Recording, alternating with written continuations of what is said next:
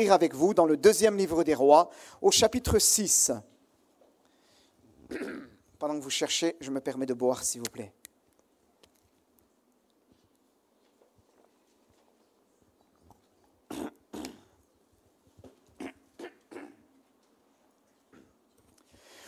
Une information importante, au niveau de Muriel, au niveau de la bibliothèque.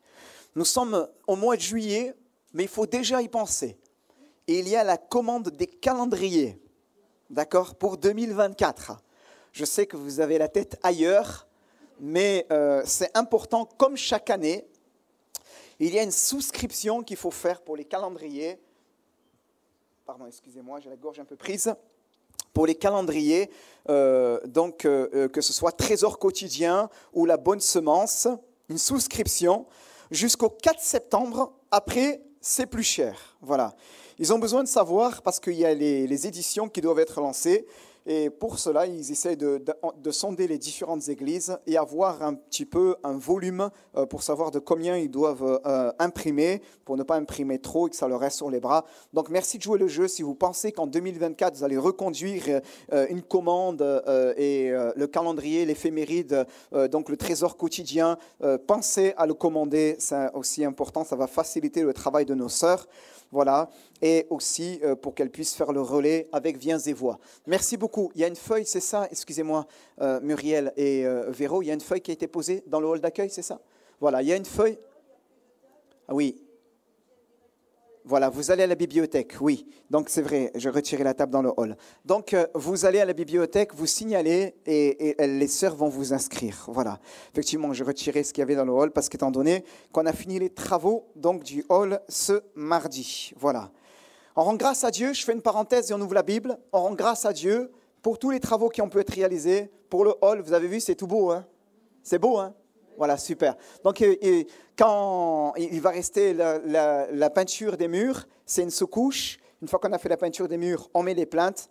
Et au niveau de la salle, on devrait être bon. On va mettre un nouveau mobilier dans le hall pour pouvoir, pour que ce soit plus accueillant par rapport à la table qu'il y avait auparavant. Allez, on ouvre la Bible. Vous y êtes déjà. 2 Rois, chapitre 6, à partir du verset 8. Amen. Merci Seigneur. Le roi de Syrie était en guerre avec Israël.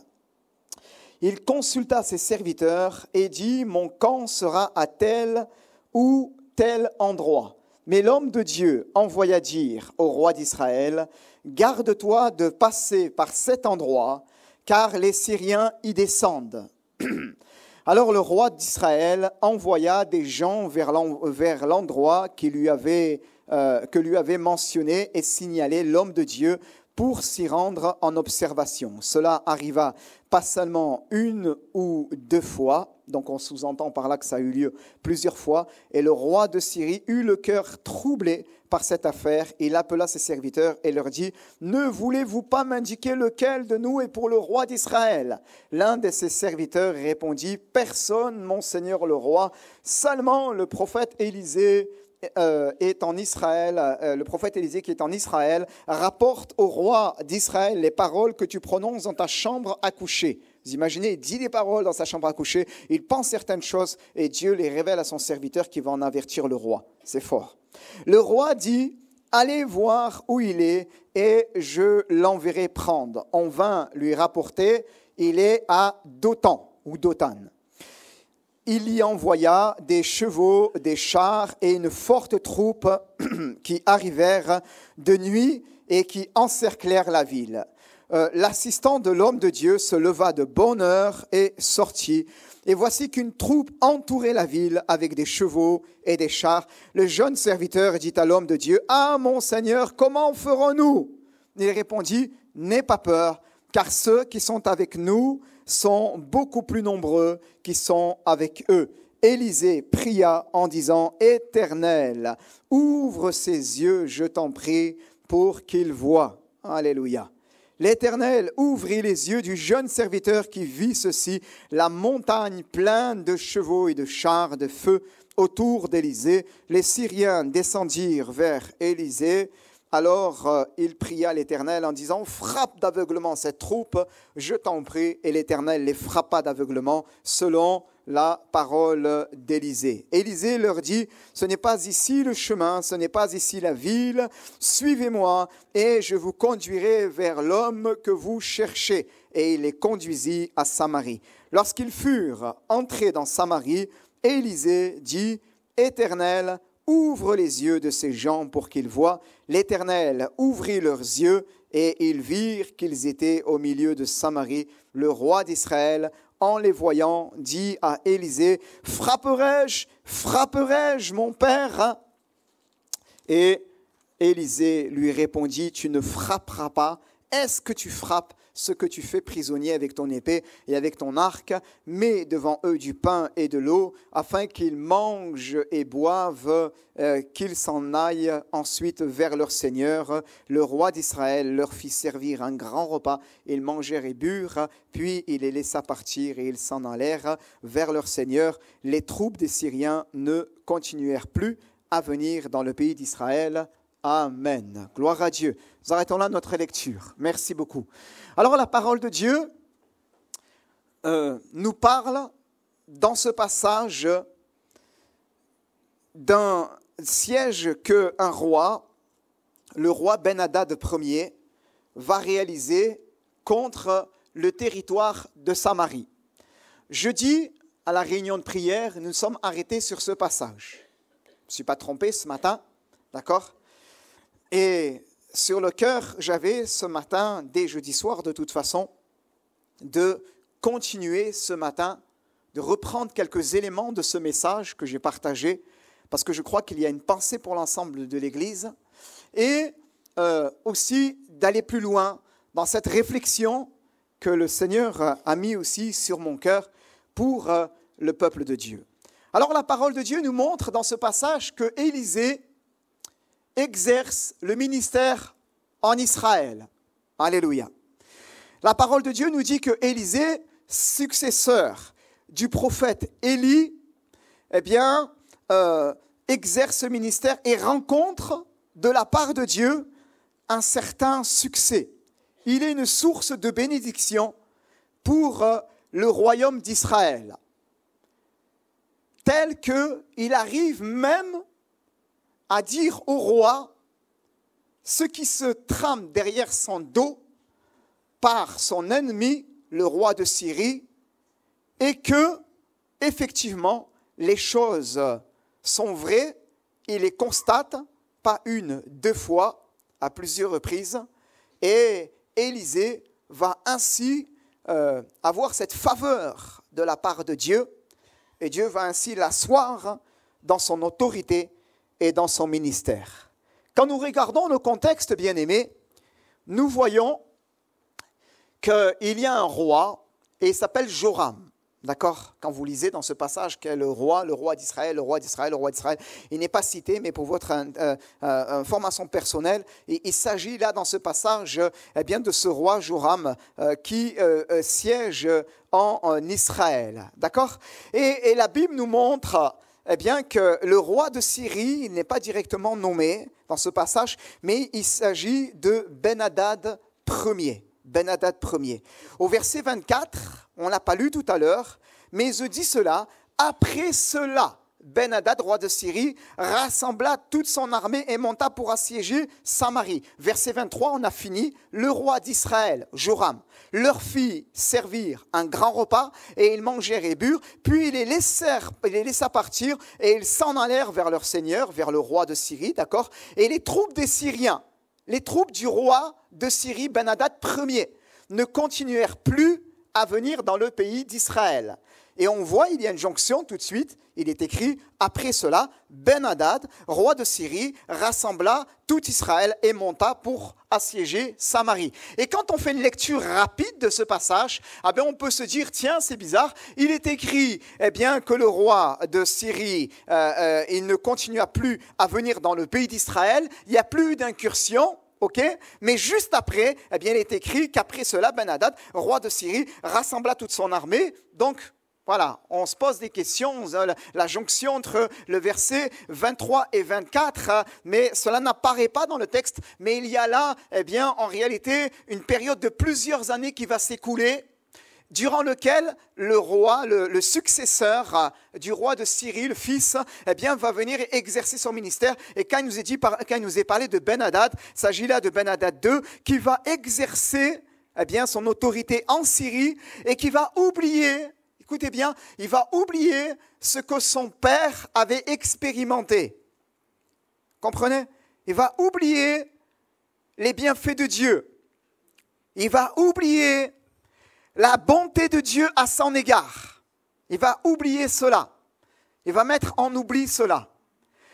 Et il va mettre en place un plan pour aller combattre Israël. Et en l'occurrence, Samarie. C'est à cet endroit-là que se trouvait la ville forte, la capitale d'antan. D'accord?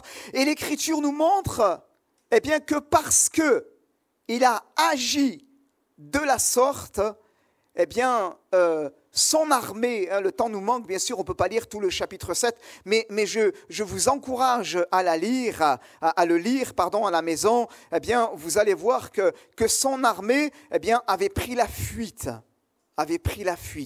Il y a eu comme une panique dans le camp de l'ennemi, et toute son armée a été ainsi décimée, a dû prendre la fuite. Voyez-vous, je fais une parenthèse, bien-aimés. Avant de rentrer dans le vif du sujet de mon message ce matin, je veux vous dire quelque chose. Écoutez bien. Parfois, on est exactement comme Ben-Hadad II. On est exactement comme cela. On met en oubli les bienfaits de Dieu à notre égard.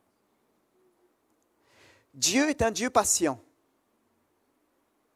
Dieu est un Dieu patient. Dieu est un Dieu miséricordieux. Alléluia. Oui ou non? Amen. Il est infiniment bon. Amen. Vous êtes d'accord avec moi? Il est lent à la colère. Infiniment bon. Amen.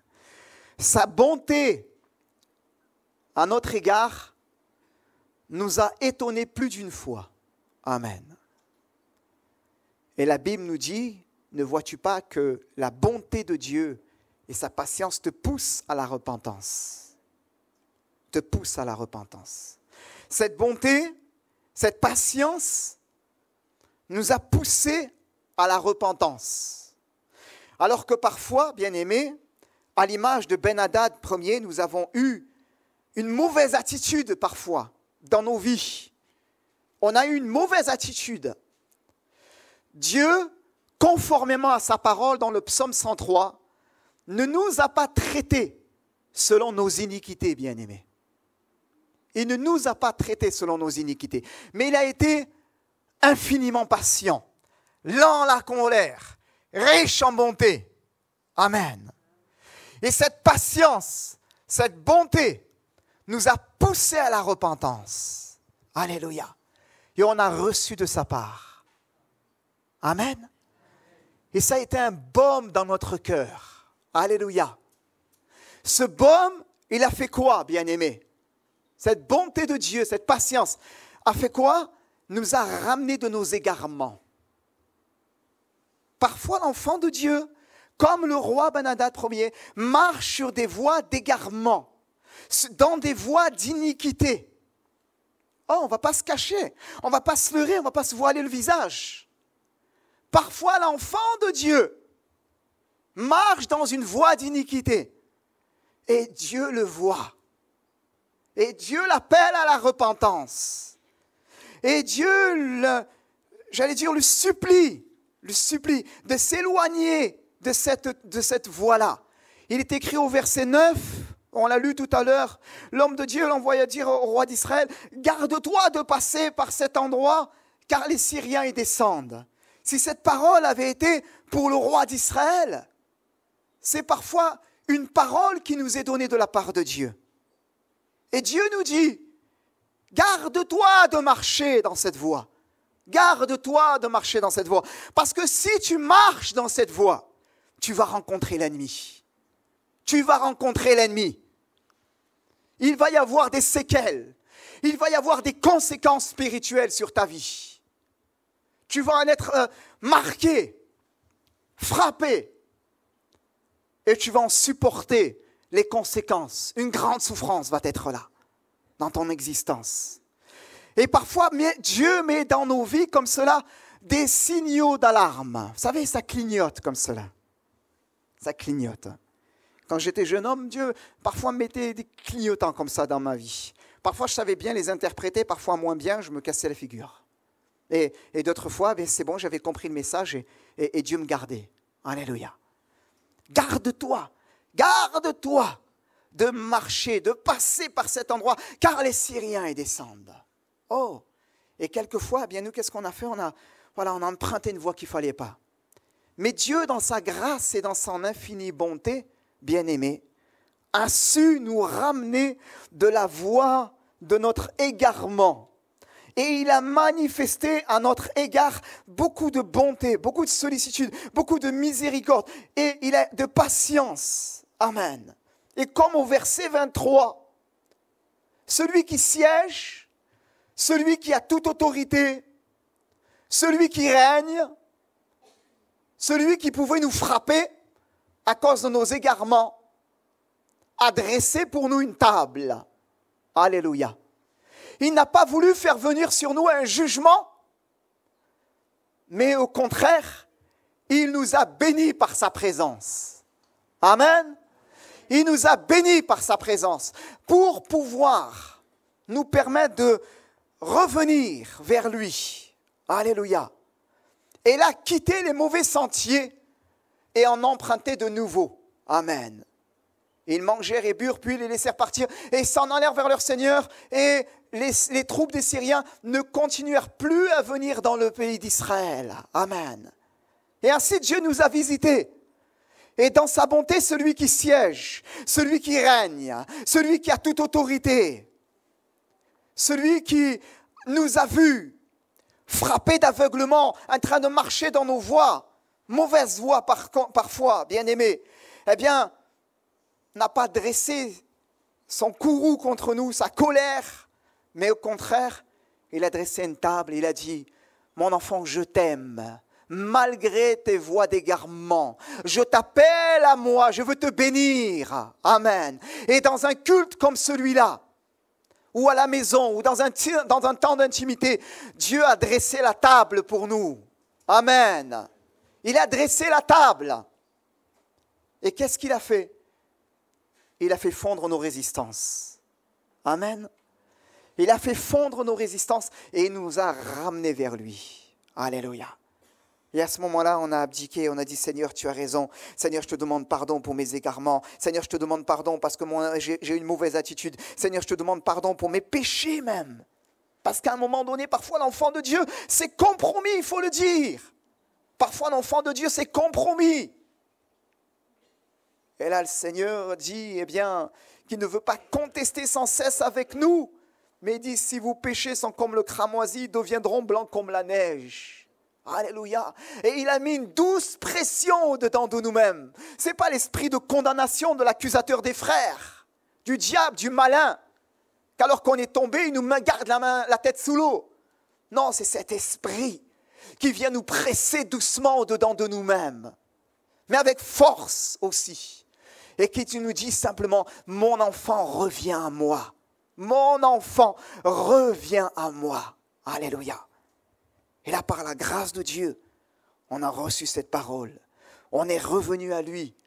On a expérimenté que la bonté de Dieu et que sa patience nous a poussés au salut. Alléluia. Nous ne marchons plus sur des voies anciennes, les anciens sentiers qui continuent à agir de la mauvaise manière, comme là les Syriens, eh bien, qui venaient dans le pays d'Israël, mais nous marchons dans des nouveaux sentiers, nous marchons dans les siens. Alléluia. Dieu nous a en Jésus-Christ, permettez-moi de dire ce mot, recalibré. Amen. Alléluia. Il a refait les réglages nécessaires. Et il a dit, maintenant mon enfant marche dans mes voies. Amen. Et on a marché. Amen. Et on marche encore. Vous êtes avec moi? Gloire à Dieu. Alléluia. Mais voilà que parfois, au bout d'un moment, nous agissons mal. Et nous trahissons, bien-aimés, ce que Dieu a fait dans nos vies. Nous trahissons son œuvre. nous trahissons le pardon, le sang qui nous a encore lavés de tout péché, de toute iniquité, et qui nous a permis de revenir vers lui, vers le Père éternel. Tous sont péchés et sont privés de la gloire de Dieu. Il n'y a pas un juste, pas même un seul. Même pas le croyant, même pas le chrétien. Si nous sommes justes, c'est parce que nous sommes justifiés par la grâce, par le moyen de la foi qui est en Jésus-Christ. Uniquement. Amen. Mais voilà, permettez-moi, bien-aimés, que comme Ben-Hadad, parfois nous avons la mémoire courte, bien-aimés. Nous avons la mémoire courte. Oh, le premier, il est parti. Mais le deuxième, il est là. Bien-aimés, c'est l'homme charnel qui reprend le dessus sur l'homme spirituel. L'homme spirituel qui a reçu de la part de Dieu. L'homme spirituel qui a compris les choses de Dieu, les choses qui appartiennent au royaume de Dieu. L'homme spirituel qui a dit « Ok Seigneur, j'ai reçu ton pardon. Ok Seigneur, tu as fait les réglages nécessaires dans ma vie. Ok Seigneur, je ne marcherai plus dans ces voies d'iniquité. Ok Seigneur, maintenant, eh bien, je vais rester dans le camp qui est le mien. Amen. Gloire à ton nom. Alléluia. » Mais voilà que l'enfant de Dieu, parfois, parce qu'il n'entretient pas, bien-aimé, cette vie intérieure, l'homme ancien reprend le dessus. Ben-Hadad 2, le retour. Il est là. Il est là. Et à ce moment-là, l'homme ancien, charnel, vendu au péché, eh bien, décide de détricoter et de défaire ce que Dieu a fait, ce que Dieu a accompli. Bien-aimés, je le dis ce matin, je le dis, un peu comme un avertissement solennel de la part de Dieu pour chacune de nos vies. Ne laissons pas le diable détricoter ce que Dieu a fait dans nos vies par l'homme charnel qui nous habite, bien-aimés. Il y a un plan de Dieu sur nos vies. Amen. Il y a une destinée de Dieu sur nos vies. Amen. Nous avons été appelés par lui, appelés pour marcher en nouveauté de vie, comme étant des enfants de lumière. Alléluia. Lavés, purifiés de tout péché, de toute iniquité. Alléluia. Avec qui marchent dans des voies bien réglées par le Saint-Esprit. Amen. Mais lorsque nous oublions de veiller, lorsque nous mettons de côté la crainte de l'Éternel, lorsque nous cédons aux sirènes de ce monde et à la voix de la chair, voilà que l'homme naturel reprend ses droits et que la bonté de Dieu est mise en oubli et que l'homme charnel commence à détricoter tout ce que Dieu a fait. Comprenez? Agir de la sorte nous conduira irrémédiablement vers une catastrophe, irrémédiablement vers une voie d'échec, vers une voie d'échec. Et on a besoin, bien-aimés, je le dis vraiment, pour nous, ce matin, on a besoin de veiller et de prier. Amen. On a besoin de veiller et de prier. Dans une période, dans un monde où on prône une certaine liberté des mœurs, où on a renversé les échelles de valeur, où péché, ça ne veut plus rien dire, finalement. C'est juste religieux, un discours arriéré. Dieu nous dit, garde ton cœur plus que toute autre chose. Alléluia. Garde ton cœur plus que toute autre chose, car de lui jaillissent les sources de la vie. Amen. Je t'ai ramené à moi, je t'ai pardonné. Aujourd'hui, ne pêche plus de peur qu'il ne t'arrive quelque chose de pire. Ce n'est pas écrit dans les évangiles, bien-aimés. Ne pêche plus de peur qu'il ne t'arrive quelque chose de pire. Et de dire, Seigneur, ok, je veux que mes voies soient bien réglées devant toi. Pourquoi? Parce que sans quoi nous perdons, bien-aimés, l'héritage que Dieu a pour nous avec les saints dans la lumière. Il y a un héritage spirituel qui s'attache à notre appel. Il y a un héritage spirituel. Et quand on laisse l'homme charnel détricoter ce que Dieu a fait, et que nous donnons ainsi le change à l'ennemi, nous croyons pendant un temps que nous sommes forts, comme Ben-Hadad 2 qui va dresser son siège en face de Samarie, mais nous finissons par être vaincus et à nous retrouver dans une situation d'échec, livrés à nous-mêmes, parce qu'à un moment donné, eh bien, on a omis ces choses-là. Et bien aimés, dans ces moments-là, qu'est-ce qui se passe? L'ennemi nous dépouille de notre héritage spirituel. Comprenez? Les Syriens, ils pensaient qu'ils allaient avoir quelque chose, mais ils n'ont rien eu, bien aimés. Ils n'ont rien eu. Pas un ongle du territoire, rien, ils ont dû fuir, ils ont tout laissé. Et l'Écriture nous dit que le camp d'Israël, eh bien, va pouvoir tout prendre pour lui-même. Amen. Et je le dis, bien-aimés, lorsque nous agissons selon la chair, nous croyons que nous restons maîtres des choses, mais en réalité, il y en a un qui œuvre en silence et qui est en train de faire des dégâts petit à petit. C'est sournois, c'est souterrain, c'est là. Et ce qu'il fait, c'est qu'il essaye de nous voler de l'héritage que Dieu avait pour nous. Et nous, on veut dire non. On ne veut pas que l'ennemi nous vole ce que nous avons reçu de la part de Dieu, mais on veut conserver ces choses-là. Alléluia. Béni soit le Seigneur. Amen. Je reviens, bien aimé, à mon texte initial. J'avais à cœur de partager aussi cet aspect-là. Je ne vais pas être très très long, bien aimé. Mais je reviens sur mon texte initial, c'est important. Après avoir dit ces choses, bien aimé, je voudrais m'arrêter avec vous sur ce passage.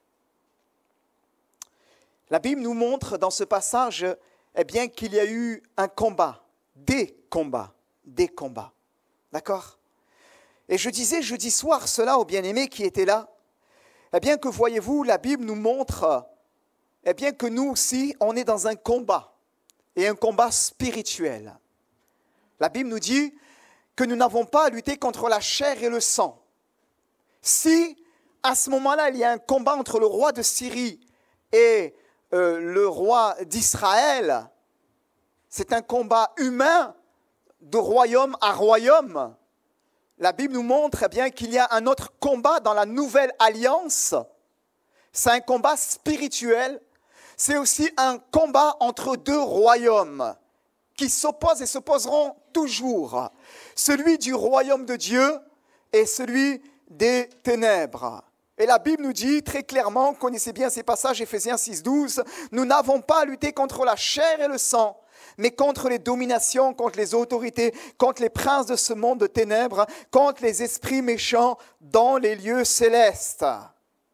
Paul dira par ailleurs dans la seconde épître aux Corinthiens, chapitre 10, « Les armes avec lesquelles nous combattons ne sont pas charnelles, mais elles sont puissantes par la vertu de Dieu. » Elles sont puissantes par la vertu de Dieu. Pourquoi? Pour renverser les forteresses. Amen. Et ramener toute pensée captive à l'obéissance de Jésus-Christ. Voyez-vous, la Bible nous montre effectivement que l'enfant de Dieu, eh bien, comme dans ce passage, il rencontre des combats, bien-aimés. Il rencontre des combats. Et voyez-vous, je crois que ce que le Seigneur veut ce matin, eh bien, c'est nous rappeler que nous avons effectivement à mener ce bon combat de la foi jusqu'au bout. Mais il veut aussi, et c'est là mon propos ce matin, nous encourager. Au travers de ce passage, il y a quelques clés, et il y en a une en particulier que je vais vouloir partager avec vous, bien-aimés. C'est le titre de mon message, s'il y a besoin d'un titre pour ce message, c'est le rendez-vous du matin. C'est le rendez-vous du matin, bien-aimés. Amen. On a tous des combats. Est-ce qu'il y a quelqu'un ici qui n'a pas un combat? On veut sa place. On veut sa place. On a tous des combats, d'une manière ou d'une autre. D'accord? Des fois, c'est des petits combats. Des fois, c'est des gros combats. La Bible nous montre que, eh bien, le prophète, a averti le roi en disant, voilà, prends garde, l'ennemi, il est en train de venir par tel endroit. Et une autre fois, il lui a dit, il est en train de venir par tel autre endroit. Donc voilà, le roi est en mesure de gérer et il dépêche des personnes, des observateurs, des soldats, vérifie les choses et effectivement, il bloque leur accès. Petit combat. Nous avons tous des combats dans nos vies à mener contre ce monde, bien sûr, sa convoitise, des combats à mener contre l'ennemi de nos âmes. La Bible nous dit soumettez-vous à Dieu, résistez au diable et il fuira loin de vous. Amen. Mais des combats à mener aussi contre la chair. Des combats à mener contre la chair. Des combats à mener qui sont intérieurs. Parfois, l'ennemi t'attaque de ce côté-là. Parfois, il t'attaque d'un autre côté. C'est comme ces embuscades que les rois de Syrie essaient de mettre en place. Tel endroit, tel jour c'est là, tel autre jour c'est là. Parfois, dans ta vie aussi, le diable met des embuscades comme cela. Tel autre jour, c'est dans ta vie professionnelle. Voilà, ça ne se passe pas bien, il y a des tensions avec tes supérieurs, il y a des tensions avec les collègues, etc. Alors que ça allait mieux. Là, c'est une embuscade, c'est une attaque. Il y a des choses que l'ennemi est en train de mettre en place. Il veut essayer de nuire à ta vie. Voilà, c'est tel endroit. Une autre fois, ça va être dans tel autre endroit. Ça va être dans la sphère familiale, peut-être. Dans la sphère du couple, un autre moment. Et il déplace ses sièges. Comprenez? Le but, c'est d'essayer de nuire à l'enfant de Dieu. De nuire à l'enfant de Dieu. Et au quotidien, l'enfant de Dieu a mené des combats comme cela. Bien évidemment, non pas en s'appuyant sur lui-même, sans quoi on va tous faire des dépressions, mais en s'appuyant sur le Seigneur. Alléluia, en s'appuyant sur le Seigneur. Mais la Bible nous montre dans ces passages, bien-aimés, que voyez-vous, à un moment donné, eh bien, il y a eu un combat qui lui a été plus important que les autres. Plus important que les autres.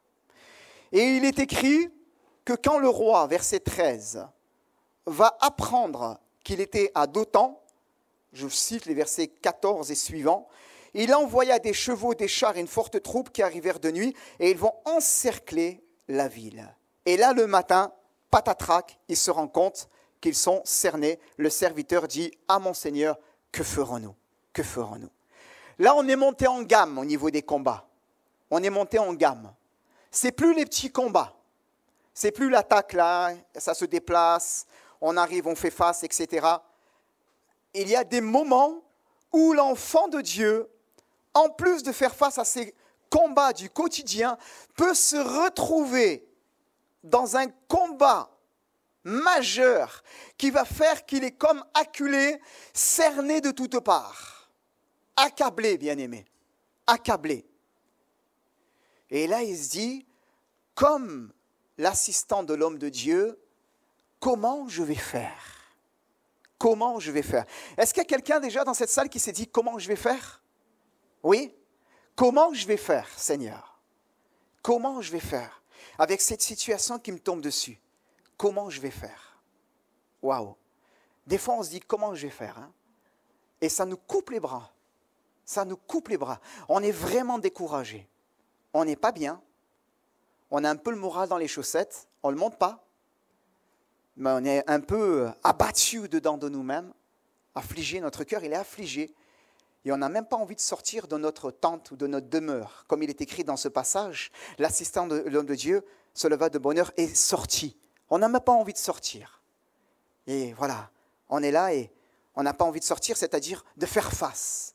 On se dit, waouh, c'est trop dur, Seigneur, c'est compliqué ce qui m'arrive. Seigneur, je ne sais pas par quel bout le prendre.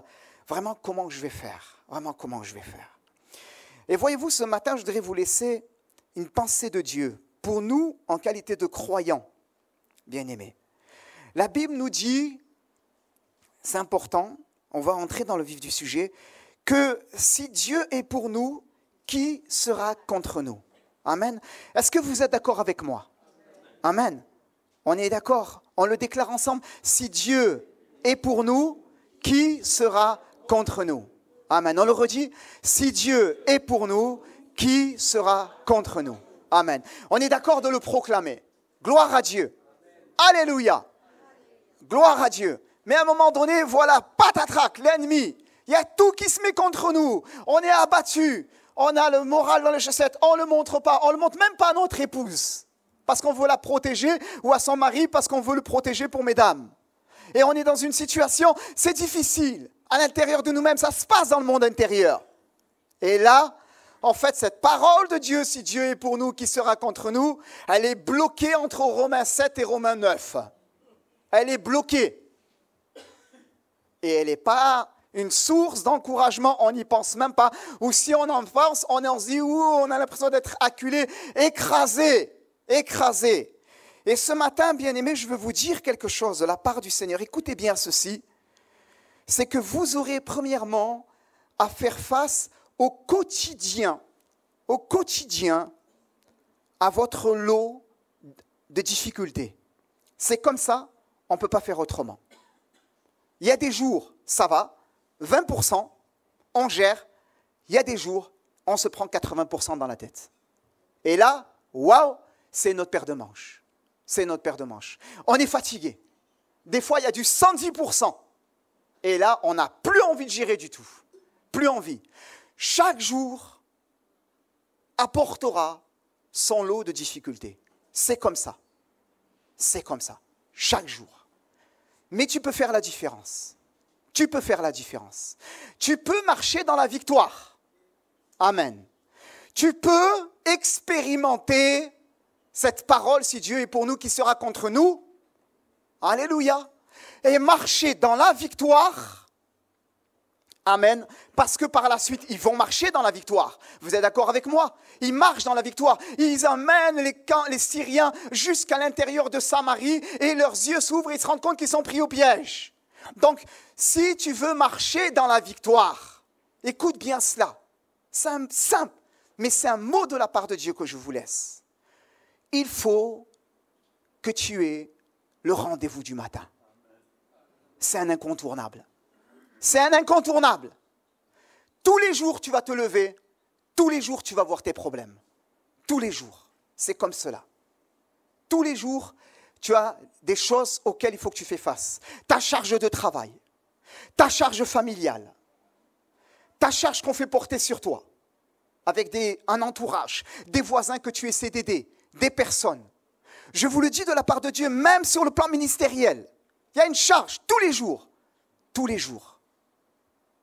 Et on a tous notre lot. Vous inquiétez pas, on a tous notre part du gâteau là-dedans. Personne n'est privé. Mais la clé, elle est là, bien-aimés. La clé, elle est dans le rendez-vous du matin. Amen. Oh, et je rends grâce à Dieu qui m'a donné cette pensée pendant les vacances. Alléluia. On est en plein mois de juillet, là où les gens pensent à la grasse mat et à la plage. Dieu me dit non. Pour marcher dans la victoire, c'est le rendez-vous du matin. Alléluia. C'est bon la pensée de Dieu. Amen. Dieu va à l'encontre de notre raisonnement. Amen.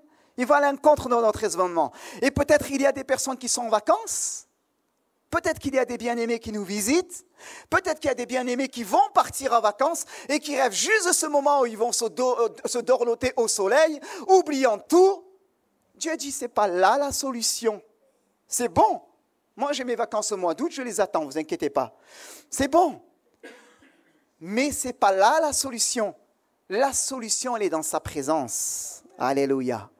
Que tu sois en vacances ou pas, c'est le rendez-vous du matin. Amen.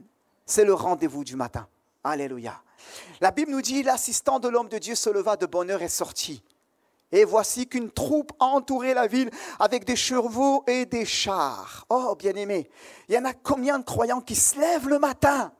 Ils se lèvent le matin, mais parce qu'il n'y a pas eu le rendez-vous du matin. Même quelques minutes, hein. On n'est pas dans la productivité ni dans la compétitivité. D'accord?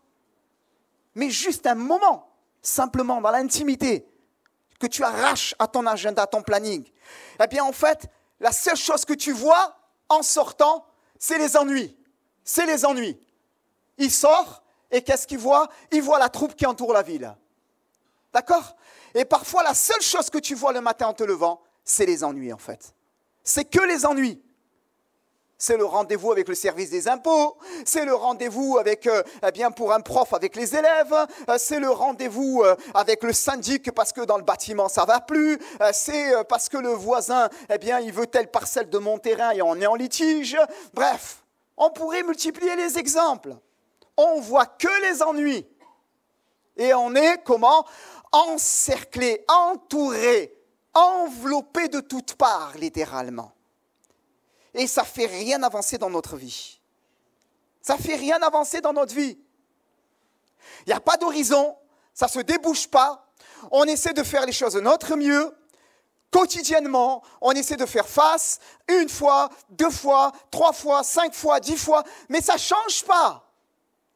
Oh, bien sûr, on arrive à maintenir un peu le bateau à flot, mais on a l'impression qu'on a résolu un problème hier et aujourd'hui, on a un nouveau. Et ça ne s'arrête pas. Et on est fatigué, en fait. On est fatigué. Ma Bible, elle a un verset, je vous le partage. Ceux qui se confient en l'Éternel renouvellent leur force. Amen. Les jeunes hommes, ils se fatiguent, les adolescents se lassent, se fatiguent, les jeunes hommes sont seuls, mais ceux qui se confient en l'Éternel, ils renouvellent leur force. Alléluia. Amen. Voilà ce qu'elle dit, ma Bible. Alléluia. Ceux qui se confient en l'Éternel renouvellent leur force. Et quand on ne le fait pas, bien-aimés, quand on ne le fait pas, eh bien, qu'est-ce qu'on voit? On voit juste les problèmes. On voit juste les problèmes. On vient à l'église, on pense problème. On chante l'église, on chante les louanges de Dieu à l'église, mais en vérité, nos propos confessent autre chose devant, lorsque nous sortons de ce local. Pourquoi? Parce que notre cœur est habité par des réalités qui le préoccupent. Et on a oublié l'essentiel, c'est de prendre ce temps avec le Maître. C'est de prendre ce temps avec le Maître. Et la Bible, bien-aimée, est pleine d'exemples d'hommes, de femmes, qui à un moment donné, dans une mise à part avec Dieu, vont recevoir de la part du Seigneur et leur quotidien va être changé. Alléluia. Leur vie va être transformée. Si tu n'as pas une mise à part avec Dieu au quotidien, je répète cela, au quotidien, eh bien, l'action du Seigneur dans ta vie n'aura que peu d'impact. Que peu d'impact. Toi-même, tu auras peu d'impact en face des difficultés qui sont là. Mais si tu le places à la première place, tu lui fais confiance, tu avances derrière lui, tu vas voir, il ferait des chemins. C'est surprenant ce que le Seigneur y fait. Il ferait des chemins. C'est surprenant. Alléluia. Il n'y a que des problèmes. Ils sont encerclés. Ils sont acculés, on l'a lu tout à l'heure, de toutes parts. Entourer la ville, dans la version que j'ai, c'est encerclé, encerclé. Donc voilà, c'est compliqué, c'est vraiment, vraiment, vraiment compliqué. Mais la parole de Dieu nous dit eh bien que, je reprends dans ma Bible, que l'homme de Dieu va ainsi prier et va dire « N'aie pas peur, car ceux qui sont avec nous sont plus nombreux que ceux qui sont avec eux. » Et il prie en disant « Éternel, ouvre ses yeux, je t'en prie, pour qu'il voie. » Et l'Éternel ouvrit les yeux du jeune serviteur qui vit ceci, la montagne pleine de chars de feu, de chars de feu autour d'Élysée, de chevaux et de chars de feu autour d'Élysée. Amen. Notez la suite, les Syriens, verset 18, s'il vous plaît, si on peut le projeter, verset 18. Et les Syriens descendirent vers Élysée, alors il pria l'Éternel en disant, frappe d'aveuglement cette troupe, je t'en prie, et l'Éternel les frappa d'aveuglement selon la parole d'Élysée. Nous continuons, versets 19 et 20.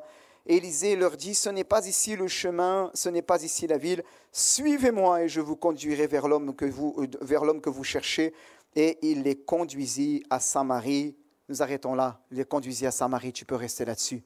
Merci beaucoup, amen. C'est étonnant ce que Dieu fait, vous avez vu? C'est étonnant ce que Dieu fait. Et il ouvre des chemins. Il ouvre des chemins au milieu des impossibilités. C'est étonnant ce que le Seigneur y fait. Il ouvre des chemins au milieu des circonstances qui nous accablent, qui nous abattent, qui nous dépassent. Alors que nous sommes comme sarnés de toutes parts, acculés, accablés, découragés. Lui, il ouvre des chemins. Alléluia. C'est étonnant ce que Dieu fait. Amen. Et il dit juste une chose. Il dit juste une chose. Il dit, suivez-moi. Amen. Suivez-moi. Il dit là aux Syriens, suivez-moi, je vous conduirai vers l'homme que vous cherchez. Et il les conduisit à Samarie. Il dit, suivez-moi, suivez-moi. Amen. Le maître, il parle. Le maître, il parle. Et il nous dit deux choses. Alors que nous disons, nous, que ferons-nous? Il nous invite à revenir vers lui. Alléluia, quotidiennement, que ce soit le matin, que ce soit le soir, peu importe, à ta pause méridienne. Mais il faut que tu aies ce moment. Il faut que tu aies ce moment. Alléluia. Il faut que tu l'arraches, même quotidiennement, si possible en amont d'abord, le matin. Après, tu le referas plus tard. Mais déjà là, pour ne pas marcher avec la vue des problèmes, mais pour marcher avec sa vue à lui. Alléluia. Qu'est-ce qu'il fait à ce moment-là? Il illumine les yeux de ton cœur. Ouvre-lui les yeux pour qu'il voie. Alléluia. Ouvre-lui les yeux pour qu'il voie. C'est au-dessus, ma sœur, si tu peux le remettre. Amen. Encore. Merci. Ouvre-lui les yeux pour qu'il voie. Amen. Voilà ce que Dieu fait, bien-aimé. Quand on va dans sa présence, il illumine les yeux de notre cœur. Les problèmes, ils sont là. Il ne fait pas un coup de baguette magique et tout a disparu pour le bien-être charnel de ces messieurs dames, mais parfois il permet l'épreuve. Mais il ouvre nos yeux spirituels, alléluia, pour que nous puissions voir le chemin, y marcher, dépendre de lui, en dépendant de lui et expérimenter sa grâce et son secours. Alléluia. Je n'y arrive pas parce que je m'appuie sur le bras de la chair, mais j'y arrive grâce à lui. Alléluia. Grâce à lui et seulement à lui. Amen. Et dans le secret, dans le rendez-vous du matin, alors que je lui apporte mes ennemis, ce qui m'accable, ce qui me cerne, et que je dis, Seigneur, eh bien, j'ai les bras coupés, je ne sais plus quoi faire. Eh bien, le Seigneur, il veut me faire du bien dans sa présence. Alléluia. Et il commence juste à mettre son divin collier sur mes yeux dans la communion avec lui. Amen. Et là, il ouvre mes yeux pour que je voie. Alléluia. Pour que je voie. Et je vois quoi? Je vois un chemin là où il n'y a pas de chemin. Amen. J'entends la voix du Maître et je vois quoi? Je vois qu'il m'invite à le suivre par la foi. Seulement par la foi. Amen. Et marchant par la foi, eh bien de croire que lui, il ouvre le chemin devant moi, en face de mes ennemis, en face de mes adversaires. Alléluia. Et qui fait concourir toutes choses à mon bien pour la louange et la gloire de son nom. Amen. Mais ça commence là, bien-aimé. La Bible dit, heureux ceux qui placent en toi leur appui parce qu'ils trouvent dans leur cœur des chemins tout tracés. Ils trouvent dans leur cœur des chemins tout tracés. Quand tu places en lui ton appui, tu ne vas pas les trouver dans la réalité physique, les chemins tout tracés. Dans un premier temps, tu vas les trouver dans ton cœur. Alléluia. Dans ton cœur. Le monde ne voit rien. Il y a toujours les problèmes. Mais spirituellement, Dieu a mis quelque chose dans tes yeux et tu sais qu'il ferait le chemin. Il a préparé. Amen. Et qu'est-ce que tu fais? Tu marches. Amen. Tu marches. Tu entends la voix du Maître. Suivez-moi. Alléluia. Suis-moi qui t'a appelé. Et tu marches par la foi. Tu ne marches non pas par la vue ni par la chair, mais tu marches par la foi et tu reçois de sa part. Et tu es grandement béni. Alléluia. Et tu es grandement béni. Béni soit le Seigneur. Alléluia. Pourquoi? Pourquoi? Parce que c'est à cela à quoi le Seigneur t'a appelé. À une vie de victoire. Alléluia. À une vie de victoire. Parce qu'il a déclaré par sa parole. Amen. Si Dieu est pour nous, qui sera contre nous? Et il accomplit. Parce qu'à un moment donné, tu mets en œuvre un principe spirituel. Je veux sortir de le matin et aller dans sa présence. Je ne veux pas démarrer ma journée en m'essayant, en m'agitant ça et là, et j'entre dans la spirale et j'ai tous les problèmes et je me débat. Non, je la démarre et je viens dans le secret de sa présence. Je le laisse me bénir, me faire du bien. Il pose son divin collier sur mes yeux et là, je l'affronte de la bonne manière. Amen. Ce n'est plus mes ennemis qui sont en train de m'accabler, mais c'est moi en marchant qui est en train de les faire reculer au nom de Jésus. Amen. Je peux entendre un amen? Alléluia. Je les fais reculer au nom de Jésus. Et je marche dans cette vie de victoire. Alléluia. Béni soit le Seigneur. Amen. Je termine parce que c'est l'heure. Bien-aimés, ne cherchons pas à nous faire justice nous-mêmes dans nos combats. C'est une erreur. C'est une erreur. Il y aurait beaucoup de choses à dire là-dessus, mais voyez-vous, quand il fut rentré dans Samarie et que l'Éternel a réouvert les yeux des Syriens, au verset 21, s'il te plaît, ma sœur, verset 21, il nous dit que le roi d'Israël, en les voyant, dit à Élisée, « Frapperai-je, mon père, frapperai-je » Vous avez vu? En fait, il voulait régler ses comptes maintenant. Il voulait régler ses comptes. Et Dieu lui dit quoi? Le Seigneur, il lui dit quoi? Tu ne frapperas pas. Est-ce que tu frappes? ce que tu as fait prisonnier avec ton épée et avec ton arc. Tu ne frapperas pas. Amen. Je le dis à quelqu'un ce matin. Alors que parfois tu as des ennuis dans ta vie et que des personnes t'ont causé du trouble et que tu as envie toi-même de régler les situations. Tu as envie toi-même de rentrer dedans, comme on dit. Il va savoir de quel bois je me chauffe. Il va comprendre parce que maintenant, il y en a assez. Ça suffit. Ça nous arrive à tous. Ça nous arrive à tous. D'être dans la même pensée du roi. Frapperai-je, frapperai-je. On a le sentiment, ça y est, Dieu est en train de nous faire justice. Alléluia, il nous fait justice, on va régler notre compte, ça y est. Dieu dit non, non, non, tu ne frapperas pas. Tu ne frapperas pas. Parce que tu n'as pas été appelé à maudire, mais tu as été appelé à bénir. Amen. Voilà ce que Dieu dit. Tu ne frapperas pas. Est-ce que tu frappes ce que tu fais prisonnier avec ton arc? Mais mets devant eux du pain et de l'eau, afin qu'ils mangent et boivent, et qu'ils s'en aillent ensuite vers leur Seigneur. Alléluia. Autrement dit, bénis. Ne maudis pas. Bénis. C'est à cela que tu es appelé. Amen. Et voyez-vous, nos cœurs sont dégagés aussi quand on a compris cela. Quand on a des ennuis, qu'on a été acculé, qu'on a été accusé, qu'on a été malmené, tout ça. Quand ça commence à, eh bien, des fois on a envie de régler nos comptes en fait. Hein. Ou des fois même simplement on a envie de régler nos comptes, on est encore dans le tourbillon, on est encore, j'allais dire, dans le tambour de la machine là-dedans, là. Ça bouge de partout. On a envie de régler nos comptes. Et Dieu dit non, non, non, non, cherche ma face. Amen. Il nous fait du bien, il mène son divin collier sur nos yeux. Il nous conduit dans toutes ses voies. Il ouvre pour nous un chemin au milieu de nos difficultés. Amen. Et il nous dit, voilà, mon enfant, règle pas tes comptes. Règle pas tes comptes. Ce n'est pas ma nature. Regarde Christ. Injurié, bafoué. On lui a craché dessus. Il s'est laissé mépriser. Et reçoit en travers du Fils le modèle à imiter. Amen. Le modèle à imiter, qui s'en remet au Père le juste juge. Alléluia. Et qui a le pouvoir de changer le mal en bien. Amen. Voilà ce que mon Dieu fait, bien-aimé. Il ne dit pas, je vais te donner les forces pour régler tes comptes. Non. Il dit bénis, bénis. Amen. Et là, tu donnes à manger, tu donnes à boire. Ce sont des charbons ardents, dira Paul aux Romains, que tu amasses sur leur tête. Amen. Autrement dit, tu vas les bénir comme cela. Tu vas les bénir.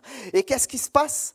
Le mal est changé en bien. Amen. Les Syriens, les troupes des Syriens ne continuèrent plus à venir dans le pays d'Israël. Amen. Le mal est changé en bien à ce moment-là. Béni soit le Seigneur. Alléluia. Voilà ce que Dieu veut accomplir, bien-aimé, dans chacune de nos vies. Et alors que tu comprends ces choses-là, rendez-vous du matin, mais que ton cœur est encore gangréné par la souffrance parce que quelqu'un t'a fait du mal, le Seigneur dit relâche maintenant. Relâche. Règle pas tes comptes. Moi, je m'en occupe. Amen. Si tu relâches, tu vas marcher dans la pleine bénédiction. Dans cette acuité spirituelle qui va te permettre de marcher dans ce chemin que je ferai pour toi. Si tu ne relâches pas, tu vas faire venir un jugement sur ta propre personne avec des conséquences qu'il va y avoir en cascade. Je termine vraiment en disant que ces choses-là ont lieu à Dothan, bien-aimés. Et je laisse cela dans vos cœurs. Dothan, c'est littéralement le lieu des deux sources, ou littéralement le lieu de deux puits. Dothan, ça veut dire deux puits dans l'hébreu. Deux puits. Et bien-aimés, Dieu nous invite, frères et sœurs, au travers de cela, et je termine là-dessus, à ne pas aller vers des citernes crevassées qui ne retiennent pas l'eau, mais d'aller vers lui, la véritable source d'eau vive. Amen. Amen. C'est quand tu vas vers la véritable source d'eau vive que Dieu fait toute la différence dans ta vie. Amen. Que dans tes combats, tu ne te fatigues pas en vain, tu ne perds pas ton énergie, mais que tu reçois le collier dans tes yeux, l'acuité spirituelle, la capacité de marcher par la foi, de marcher dans ce chemin qui est frayé pour toi. Amen. Et que ton cœur est dégagé de toute amertume, de tout fardeau que le diable veut faire poser sur ta vie. Pourquoi ? Parce qu'à Dothan, tu as compris l'essentiel. Je dois aller vers la véritable source, la bonne source. Si je vais là-bas, je vais perdre mon temps. Il faut que je bois à lui. Il est l'eau de la vie, celui qui va me remplir, m'abreuver, et dans lequel mon âme ne va pas être comme un désert, mais comme un jardin verdoyant pour la gloire de son nom. Alléluia. Nous bénissons le Seigneur, s'il vous plaît, et nous prions ensemble sur ces mots. Merci Seigneur pour ta parole. que nous avons partagées ce matin. Seigneur, ta parole, elle nous exhorte ensemble les uns et les autres à Seigneur, nous focaliser, Seigneur notre Dieu, sur l'essentiel, sur toi, Seigneur. À travers de ta parole, j'ai eu à cœur de partager ces choses-là. Et Seigneur, c'est vrai que nous avons à mener plus d'un et douloureux combat dans nos vies. Seigneur, parfois, ça va, on gère, et parfois, Seigneur, c'est des combats, Seigneur, ils sont douloureux, Seigneur, et on ne les veut pas, on aurait aimé les éviter, Seigneur. Mais, Seigneur, tu sais, Père éternel, c'est qu'il y a dans la vie de tes enfants, et Seigneur, tu as dit, voici, je suis avec vous tous les jours jusqu'à la fin du monde. Amen. Et tu as dit, eh bien, que 10 000 tombent à ta droite et 1000 tombent à ta gauche, tu ne seras pas atteint. Alléluia. Béni soit Dieu. Et tu as dit que la flèche, eh bien, qu'elle vole de jour, que les ténèbres soient en pleine nuit, eh bien, moi, je vais te garder. Alléluia. Je vais te garder. Seigneur, et dans le nom de Jésus, tu veux, dans ta grâce, au travers de ta parole, eh bien, asseoir ces quelques pensées dans nos cœurs. Et je prie pour que toi, Seigneur, tu puisses, Seigneur, nous aider à la repasser dans le nom de Jésus. Juste garder ce point principal et de revenir vers toi au quotidien. Parce qu'on en a besoin et c'est cela qui fait la différence. Amen. Tu as dit, Seigneur, si Dieu est pour nous, qui sera contre nous ? Lui qui n'a pas épargné son propre Fils, comment ne nous donnera-t-il pas aussi toutes choses avec lui, Seigneur ? Nous avons tout reçu pleinement en toi. Seigneur, et on ne veut pas juste que ce soit un texte, on veut que ce soit une réalité spirituelle dans nos vies. Amen. Alors bénis mes frères et mes sœurs, aide-les dans leur combat, fortifie-les par la puissance de ton Esprit Saint. Je t'ai prié maintenant, dans le beau et précieux nom de Jésus, à ton nom la louange et la gloire. Amen. Gloire à Dieu. Que Dieu vous bénisse, bien-aimés. Merci pour votre écoute et votre attention. Je vous libère. Je vous souhaite à tous et à toutes un bon dimanche. Et on se retrouve dans les réunions de semaine, jeudi soir, pour ceux et celles qui le peuvent. Merci beaucoup.